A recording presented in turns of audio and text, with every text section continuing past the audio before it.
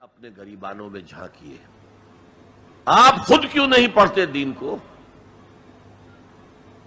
آپ نے ڈاکٹری پڑھی، آپ نے انجینئرنگ پڑھی، آپ نے ایم بی اے کیا، آپ نے کمپیوٹر سائنس کے اندر ایم ایس سی کیا، آپ کیوں نہیں پڑھتے؟ آپ نے یہ مولوی پروفیشن کریٹ کیوں کیا ہے؟ اسلام میں کوئی مولوی پروفیشن نہیں ہے. اسلام میں نہ پاپائیت ہے نہ برہمنیت ہے. ہر مسلمان کو اس قابل ہونا چاہیے کہ نماز پڑھائے. ہر مسلمان کو اس قابل ہونا چاہیے اپنی بیٹی کا نکاح خود پڑھائے. ہر مسلمان کو اس قابل ہونا چاہیے کہ اپنے باپ کا جنازہ خود پڑھائے. جو دعا اس کے دل کی گہرائی سے نکلے گی وہ کسی عالم دین کے دل سے نکل سکتی ہے. تو اصل میں ہم نے اختیار کیا دنیاوی تعلیم، جس میں پیسہ ہے، جس میں عزت ہے، جس میں گلیمر ہے، جس میں اونچے کیریئر ہیں، اور ہم نے باقی کام چھوڑ دیا ہے علماء کے تو پھر ان پر تنقید کرتے ہیں. آج کے زمانے میں علماء کرپٹ ہو گئے ہیں اکثر، اور اس کا وجہ میں سمجھتا ہوں کہ پیسہ ہے. پیسہ. جب آپ پیسے کو ریلیجن کے اندر داخل کرتے ہیں تو یہ کرپشن کا جڑ ہے. مثلا آپ مسجد میں جاتے ہیں، جو ہمارا پیش امام ہوتا ہے وہ سیلریڈ ہوتا ہے، وہ تنخواہ دار ہے. تو اس کا سلوشن کیا ہے؟ میں سمجھتا ہوں سلوشن یہ ہے کہ علماء کوئی جاب نہیں ہونا چاہیے، یہ ایک کریئر ہونا چاہیے کہ انسان کا اپنا جاب ہوتا ہے، وہ اپنا محنت مزدوری کرتا ہے، اور سائڈ پر جو ہے وہ دین کا تعلیم بھی دیتا ہے، مسجد میں وہ امامت کرواتا ہے یا بچوں کو قرآن پڑھاتا ہے. یہ جاب نہیں ہونا چاہیے کہ یہ اس سے پیسے ملتا ہے. دین یہ شرعی مسئلہ ہے کیا کہ مثلا یہ ایک حدیث بھی آپ جانتے ہیں کہ حضور نبی کریم صلی اللہ علیہ وسلم نے فرمایا کہ وہ مؤذن مقرر کرے جو تنخواہ نہیں لیتا اذان دینے کے لیے. یہ ایک مسئلہ اس کی ایک بنیاد ہے. تو یہ کس حد تک آپ کے نظر میں یہ سلوشن ہے؟ جزاک اللہ. اچھا، یعنی بات آپ نے بڑی جنون کی ہے. مسئلہ یہ ہے کہ واقعی اسلام کے اندر کوئی تھیوریٹک آئیڈیالوجی نہیں ہے تھیوکریسی والی، کہ آپ تھیوکریسی کوئی ایک ڈپارٹمنٹ بنا دیں، جیسے ویسٹ کے اندر جو یورپ ہوتا تھا ڈارک ایجز کے اندر، کہ چرچ کی ساری اجارہ داری ہوتی تھی، وہی ڈیوٹیز بھی لگاتے تھے، وہی ٹیکس بھی کلیکٹ کرتے تھے، اور وہی ٹیکس کو پھر آگے سیاستدانوں کو دیتے تھے، تو ان کی اجارہ داری ہوتی تھی، ان کی مرضی کا قانون بنتے تھے. اسلام میں شروع سے یہ کانسیپٹ پڑا ہی نہیں ہے. اس کے دو حل ہو سکتے ہیں. ایک حل یہ ہو سکتا ہے کہ اپوائنٹمنٹس جو ہیں، یہ جتنے یہ ادارے ہیں یہ گورنمنٹ کے انڈر آ جائیں، اور گورنمنٹ جو ریکمنڈیشن سجیشنز یا ٹرمز ان کے اوپر رکھے یہ اس کو فالو کریں. پاکستان کے اندر مسئلہ یہ ہے، کیوں یہ ڈرامے بازیاں ہوتی ہیں مولویوں کی یہاں پر، کیونکہ یہاں پر کوئی ریکارڈ نہیں ہے. خاص کر کے ضیاء الحق کے زمانے کے بعد محکمہ اوقاف وغیرہ بنا، مگر ان کے ہاں کئی ایسے مدارس رجسٹر ہوئے، اس کے بعد 60-70 ہزار کے قریب ایسے مدارس آ گئے، مساجد آ گئیں جہاں سے لوگ پڑھنا شروع ہو گئے، اور ان کے بعد ظاہری بات ہے پھر مسجدیں چاہیے تھیں.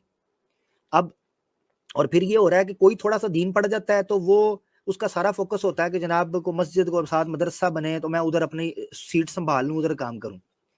جب گورنمنٹ کی طرف سے اپوائنٹ ہو جاتا ہے اور گورنمنٹ فیس کرتی ہے ان ساری چیزوں کو، تو پھر یہ ایک پیشہ نہیں بنتا. جب گورنمنٹ کرتی ہے پھر پیشہ نہیں بنتا. ایک حال تو اس کا یہ ہے، پیشہ اس لیے نہیں بنتا کہ جب، اور میں کہہ رہا ہوں اسلامی گورنمنٹ، یعنی جو سعودیہ طریقہ کار اختیار کر رہا ہے وہ کم از کم اس ماڈل سے تو بہتر ہے، کیونکہ وہاں مولویوں کو بے لگام نہیں چھوڑا گیا، تو کم از کم امن امان ہے. فرقہ واریت اس طریقے سے وہاں شدت نہیں اختیار کرتے کہ روڈوں پہ نکل آئیں، تو کم از کم اس سے تو بہتر ہے. مگر اگر پراپر اسلامک اسٹیٹ ہوگی تو وہ پھر اس کو سپورٹ بھی کر سکتی ہے. دوسرا طریقہ کیا ہے جو جنون طریقہ ہے اسلام کا؟ وہ جنون طریقہ یہ ہے کہ جس طرح آپ نے کہا کہ یہ وہ کام ہے جو ہر انسان، نماز ہر مسلمان پہ فرض ہے، پڑھنی بھی اور پڑھانی بھی. یعنی جو نماز پڑھ رہا ہے نا وہ فرض ہے نا، وہ آگے کھڑے ہو کے پڑھانی ہے اس نے. اچھا، نکاح وہ خود پڑھا سکتا ہے، جنازہ وہ خود پڑھا سکتا ہے، غسل وہ خود دے سکتا ہے، اس طرح کے معاملات وہ خود کر سکتا ہے. جب وہ یہ چیزیں خود کرنا شروع کر دے گا ہر مسلمان، تو یہ ضرورت ختم ہو جائے گی. میں آپ کو اس کی مثال دیتا ہوں. عبدالقادر صاحب، میری نانی کی ڈیتھ ہوئی، ٹھیک ہے، میری نانی کی ڈیتھ ہوئی تو میری جو سسٹرز ہیں، میری والدہ ہیں، انہوں نے غسل وغیرہ دیا، اور ساتھ ایک لیڈیز جو اسلامک تھی وہ مل گئی، انہوں نے گائیڈ کیا غسل وغیرہ دے کر. جب وہ جو ہے وہ جنازے کے لیے ریڈی ہوئی جنازہ پڑھانے کے لیے، تو میں نے حضرت مولوی صاحب کو نا پہلے کہہ دیا ہوا تھا، میں نے کہا میری نانی ہے تو جنازہ ان کا میں نے پڑھانا ہے، میں نے ایسے کہا. اس شخص نے میری طرف ایسے دیکھا جیسے میں نے اس سے جائیداد مانگ لی ہے، لٹرلی اس نے he looked at me like I am asking for some money or property.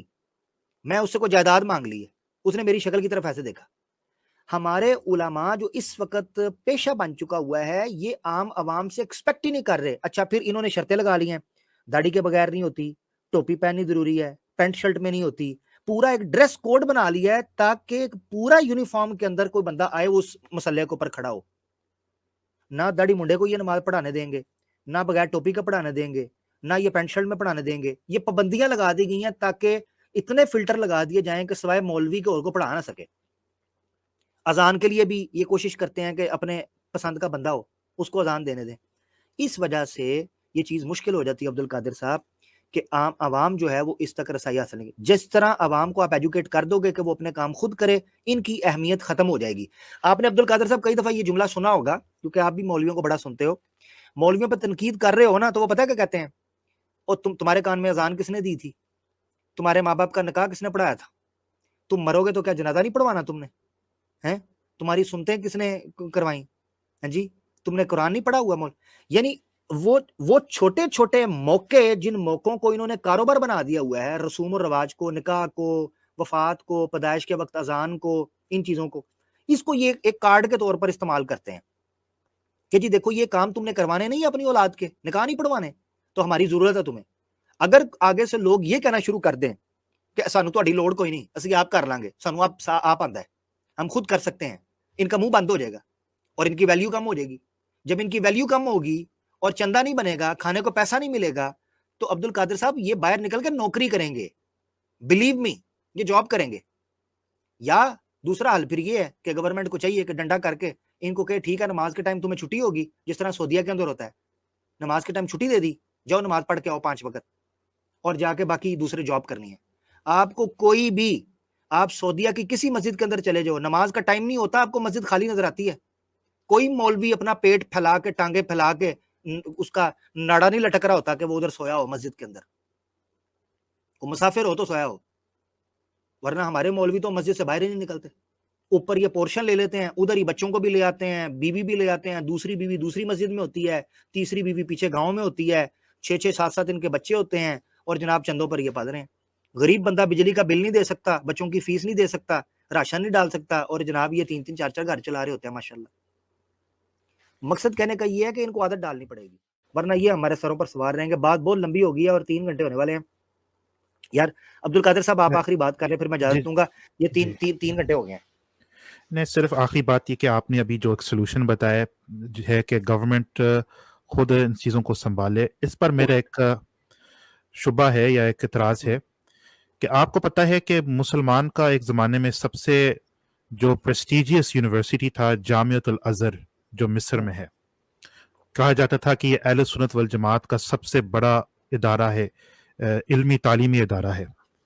لیکن وہ 19 سینچری میں ایک حکمران تھا محمد علی اس کا نام، اس نے اس کو نیشنلائز کیا تھا. جیسے نیشنلائز کیا تھا آپ دیکھ رہے ہیں کہ یہ جو ادارہ ہے یہ اب انوویٹو نہیں ہے. اب جو وہ پروڈکشن کر رہا ہے، جو وہ کریٹیوٹی، وہ ختم ہو چکا ہے، اور ایک بیسکلی ایک مطلب ایک تھرڈ ریٹ انسٹیٹیوشن ہے، آپ یہ کہہ سکتے ہیں. تو میں سمجھتا ہوں کہ پرائیویٹائزیشن میں ہی ہمارا اس میں حل ہے کہ اگر آپ دین کو نیشنلائز کریں گے. یا اس بس کیا میرا آخری پوائنٹ تھا، آپ بات کریں. جی ٹھیک ہے، بس اختتام کرتے ہیں. میں آپ کی بات سمجھ گیا ہوں. اصل میں 2 مختلف چیزیں ہیں اپنا عبد القادر صاحب.